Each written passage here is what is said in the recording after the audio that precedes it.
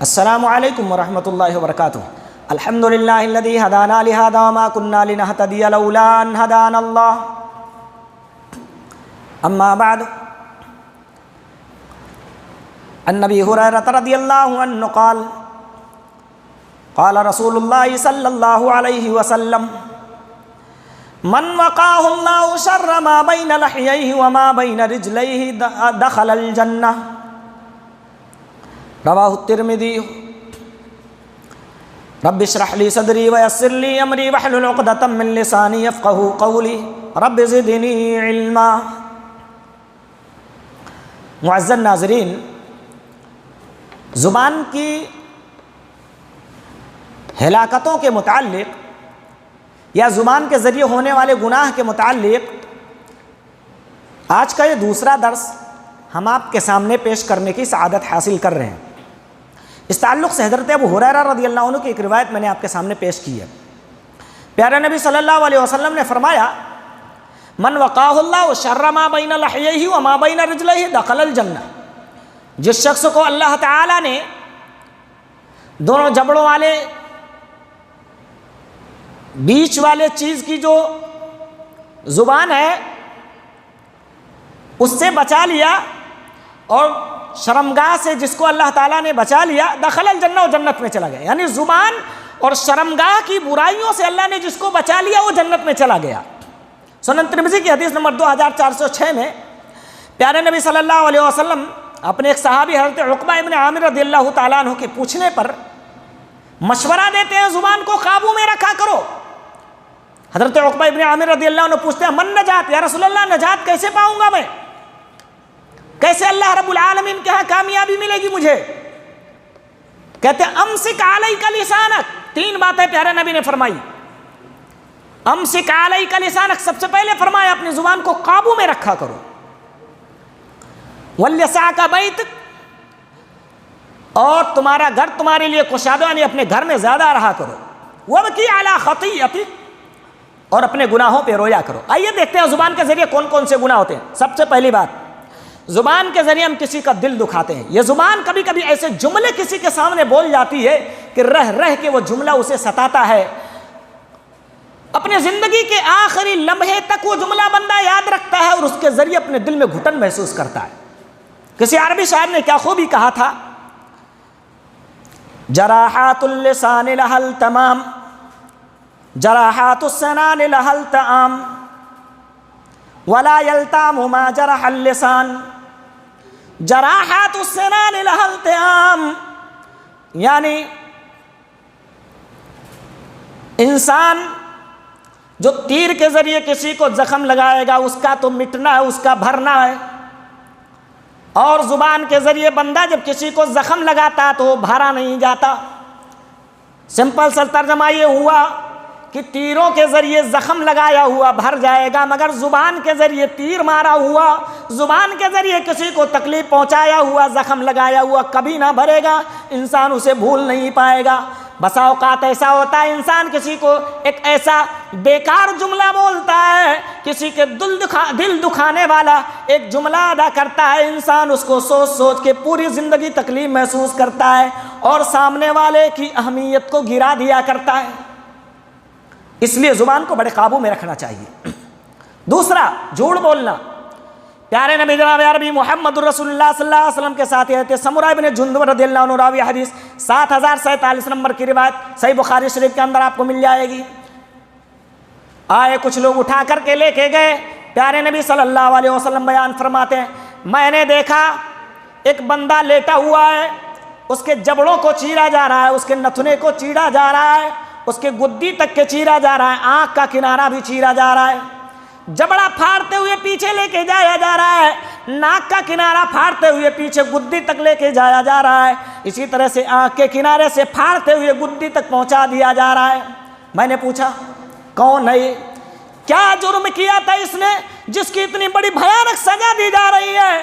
پیارے نبی صلی اللہ علیہ وسلم فرماتے ہیں فرشتوں نے مجھے بتایا فَإِنَّهُ الرَّجُلُ أَمَّا الرَّجُلُ الَّذِي أَتَيْتَ عَلَيْهِ يشرشر صدقه إلى قفاه ومنخره إلى قفاه وعينه إلى قفاه فإنه الرجل يغدو من بيته فيكذب الكذبة تبلغ الآفاق. جس کو آپ نے دیکھا اس کا گل پڑا نتنا اور آنکھ گدی تک چیر کے پہنچایا جا رہا ہے، یہ وہ بدبخت آدمی ہے جو دنیا کے اندر اپنے گھر سے نکل کے جھوٹی باتیں گھڑا کرتا تھا. یہ جھوٹ گھڑنے والا ہے اور اس کی گھڑی ہوئی ہے جھوٹی بات دنیا کے کونے کونے میں پہنچا دی جاتی تھی. یعنی یہ جھوٹ شیئر کرنے والا، اس لیے اس کو یہ بھیانک سزا دی جا رہی ہے. زبان کے ذریعے ہم غیبت بھی کرتے ہیں. صحیح مسلم شریف کی حدیث نمبر 2589 آپ اٹھا کر کے دیکھ لیجئے. حضرت ابو ہریرہ رضی اللہ عنہ راوی حدیث. آج ہمارا یہ نظریہ بن گیا ہے، شاید ہم یہ سوچتے ہوں کہ کوئی بندہ چور ہے، اس نے کچھ برا کام کیا تو اس کو برا کہنے میں کوئی گناہ نہیں. میرے بھائی یہی تو غیبت ہے، اسلام میں یہی غیبت کہلاتی ہے. حضرت ابو ہریرہ رضی اللہ عنہ کہتے ہیں پیارے نبی صلی اللہ علیہ وسلم نے اپنے صحابہ سے سوال کیا اتدرون ما الغیبہ، او میرے صحابہ غیبت کس کو کہتے ہیں، کیا تمہیں معلوم ہے؟ قالوا اللہ ورسولہ عالم، صحابہ کہتے ہیں اللہ اور اس کے رسول زیادہ بہتر جانتے ہیں. نہیں معلوم ہوتا تھا کہہ دیا کر. پیارے نبی صلی اللہ علیہ وسلم نے ابھی غیبت کی تعریف کی. ہمارا یہ نظریہ بن چکا ہے اگر کسی نے چوری کیا تو اس کو اس کے پیٹھ پیچھے چور کہنے میں کوئی گناہ نہیں ہے. اور اسلام نے ہم کو اس بات کا حکم دیا ہے کہ اگر کسی نے چوری کیا بھی ہے تو اس کو پیٹھ کے پیچھے تمہیں چور کہنے کا کوئی حق نہیں پہنچتا ہے. پیارا نبی صلی اللہ علیہ وسلم نے فرمایا ذکرک اخاک بما یکرہ، اپنے بھائی کا ایسے انداز میں اس کے پیٹھ کے پیچھے ذکر کرنا غیبت کہلاتا ہے. جو لفظ اگر تمہارا بھائی سن لے تو وہ تکلیف محسوس کرے، اس کو برا لگے، ناپسند کرے، ایسے لفظ میں تو اس کے پیٹھ کے پیچھے اس کو یاد کر، تیرا بھائی اس کو ناپسند کرے. پیارے نبی نے فرمایا غیبت ہے. صحابہ نے پوچھا یا رسول اللہ ان کان فی اخی ما اقول، اے اللہ کے نبی اگر ہم جن لفظوں میں اس کو یاد کر رہے ہیں وہ برائی، وہ بے حیائی اور وہ گناہ اس کے اندر موجود ہو تو پھر کیا حکم دے رہے ہیں؟ پیارے نبی نے فرمایا وہی تو غیبت ہے. ذکرک اخاک بما یکرہ، یہی تو غیبت ہے. اس کے پیٹھ کے پیچھے اگر اس کے اندر وہ گناہ پایا گیا پھر بھی تو نے ذکر کیا، یہ غیبت ہے. وَإِن لَّمْ يَكُنْ فِي مَا تَقُولُ فَقَدْ بَهَتَّ، اور اگر اس بھائی کے اندر وہ گناہ موجود نہیں تو یہ غیبت نہیں ہے، تو بہتان ہوا. تو نے ایک جھوٹا الزام اپنے بھائی کے سر پہ باندھا، ایک جھوٹا الزام لگایا ہوا. دونوں ہی صورتوں میں تو گنہگار ہوگا. یعنی اگر تیرا بھائی گناہ کیا تھا اور تو نے پیٹھ کے پیچھے ذکر کیا، اپنے زبان کے ذریعے اس کی غیبت کی، تو گناہگار ہوا. اور اگر اس نے گناہ نہیں کیا تھا، اس کا تو نے مذاق اڑایا، تو نے پیٹھ کے پیچھے اس کے سر پہ ایسا صحرا باندھا جس کا وہ مستحق نہیں تھا. چور نہیں تھا تو نے چور کا، زناکار نہیں تھا تو نے زناکار کا. پیارے نبی نے فرمایا یہ تو بہتان ہے، تو نے اپنے بھائی کے بہتان کر کے اللہ رب العالمین کا غضب مول لے لیا. تہمت لگانا. اللہ رب العالمین نے سورہ النور پر نمبر 18 کی آیت نمبر 4 یا 5 ہے، اللہ تعالیٰ نے تہمت لگانے والوں کے متعلق کتنی بڑی بات کہی ہے. ارے آخرت میں اللہ کے ہاں وہ تو سزا پائے گا ہی، یہی دنیا کے اندر کوڑے مارو اسے. آج ہماری زبان وہ چلتی ہے جب چاہتی ہے جس کے متعلق چلنا شروع ہو جاتی ہے، جب چاہتی ہے جس کی عزتیں چاہتی ہے اچھالنا شروع ہو جاتی ہے. اللہ رب العالمین قرآن مجید کے اندر ارشاد فرماتا ہے والذین یرمون المحصنات ثم لم یاتوا باربعۃ شہداء. کتنے بولے بالے مسلمان آج ہمارے معاشرے میں موجود ہیں جن کی بیٹیاں پاک باز ہیں. محلے والوں نے غلط افواہ پھیلا کے ان کے بیٹیوں کی شادیاں روک دیا ہوا ہے.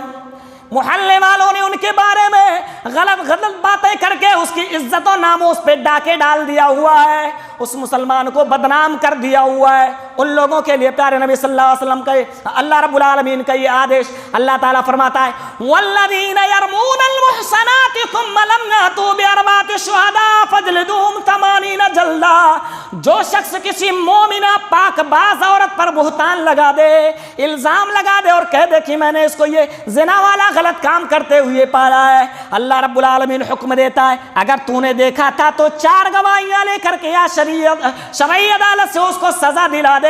اور اگر تو 4 گواہ نہیں پیش کر پاتا ہے تو اپنے زبان کو بند رکھنا، اپنے آپ کو خاموش رکھنا. اللہ تعالیٰ فرماتا ہے والذین یرمون المحصنات ثم لم یاتوا باربعۃ شہداء فاجلدوہم 80 جلدہ، اگر 4 گواہ لے کر کے نہیں آتا ہے فاجلدوہم 80 جلدہ، اس الزام لگانے والے کو 80 کوڑے مارو، اتنے کوڑے مار دو کہ دوبارہ کسی عورت پر ایسا گھناؤنا الزام لگانے سے پہلے 1000 مرتبہ سوچنے پر مجبور ہو جائے۔ اتنا آسان نہیں ہے اسلام میں، اگر لا سکتا ہے تو 4 گواہ لا، اس کو سزا دی جائے گی اسلام میں، اور اگر نہیں لا سکتا ہے تو اپنی زبان کو بند رکھنا، اس کے ذریعے تو جو ہے کسی کی عزت مت اچھالنا، تجھے 80 کوڑا مارا جائے گا۔ اس زبان کے ذریعے آدمی گالی دیتا ہے۔ حضرت عبداللہ ابن مسعود رضی اللہ عنہ کی روایت صحیح بخاری شریف کی حدیث نمبر 6044 میں آپ کو مل جائے گی۔ فرمایا سباب المسلم فسوق وقتالہ کفر، کسی مسلمان کو گالی دینا فسق ہے، گناہ ہے۔ یہ زبان جھگڑوں میں پہلے گالیاں بکتی ہے، اول فول بکتی ہے، بعد میں ہاتھ پاؤں کا نمبر آتا ہے۔ پیارے نبی نے فرمایا اپنے بھائیوں کو برا بھلا کہنے والوں سنو، اپنے مسلمان بھائیوں کو تم اس زبان سے غلاظتیں جو بکتے رہتے ہو، یہ گناہ کا کام ہے، اللہ رب العالمین کے ہاں سزا کا موجب بنے گا۔ وَقِتَالُهُ کفر، اور اس سے قتال کرنا، اس سے لڑائی کرنا، یہ کفر میں شامل ہے۔ زبان کے ذریعے سے بے ہودگی بھی بندہ بکتا ہے، جبکہ پیارے نبی صلی اللہ علیہ وسلم کا حال کیا تھا؟ لم یکن النبی صلی اللہ علیہ وسلم فاحشا ولا متفحشا، پیارے نبی صلی اللہ علیہ وسلم فحش گو نہیں تھے، بد زبان نہیں تھے، جھگڑالو نہیں تھے۔ اس زبان کے ذریعے سے بندہ کسی کو برا لقب بھی دیتا ہے، وہ دیکھو فلنوا جا رہا ہے۔